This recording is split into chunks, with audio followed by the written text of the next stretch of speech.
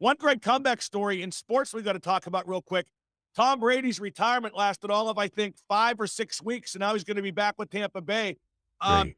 I know you love it. I love it too.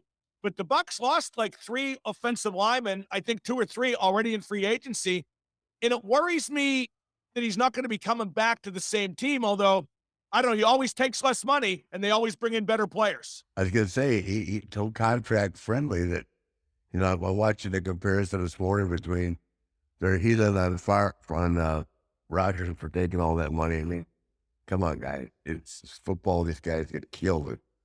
Get all the guaranteed money you can, and they're saying that because Giselle makes all this money, Tom takes less. I think Tom just takes less because certainly he's got to be very well to do just because he wants to play. He wants to have the best players available around him. Yeah, no question. The only thing with Aaron Rodgers is, well, they juggled his numbers, so they actually are saving cap space for this year. Exactly. Yeah. They're kicking the can down the road. I just wonder how Devontae Adams feels, though, if he stays on the franchise tag, because no player wants to stay on the franchise tag. And I wonder if Rodgers' new deal kind of forces that to stay in place, that tag. That's the big issue. Let's say let go of that linebacker, Yeah. the Smith kid. So I don't know. Once again, you and I are sitting on the outside, like the people that are reporting on it are sitting on the outside too. So I don't know the answer. For me, I just feel like football's better than Tom Brady's back in it. No And I question. and with if Brady and Rodgers had both walked away this year, to me it would have been a big loss. Well, let If me you're a let me football fan, and I'm glad to see Brady back. Let me just play devil's advocate, though, Rick, and I'm hoping I'm wrong. The only reason I'm worried about Brady coming back is, as it was, he was the one guy who didn't stick around too long. He was mm, the one guy who retired at the peak of his game, could have been MVP at 45. I just hope he can maintain that. I thought that was a very good look going out. well, he didn't look like he lost a thing last year, and I don't think he'd come back if he felt like he lost anything. He hasn't lost any arm velocity. He's never been the most mobile guy in the world, but he's just the greatest. I just think if the thing of it is that Tampa Bay doesn't have to win the Super Bowl. They just have to be very competitive, and they will be. You know that. Oh, no question. You said something that really They're- shows how much you know about the game. Brady hasn't lost any arm velocity. They all Nothing. do. They all do. Nothing. Peyton Manning did. Ben Yeah. did. He has Not him. lost no arm. That's amazing. How's that No. happen at 45? Probably if he never injured the right shoulder or had a bad elbow, any type of ligament damage to his arm. And it seems like whatever routine he's on, he stays strong and lean and fit. And, you knew coming out of college, he wasn't going to be a wide receiver.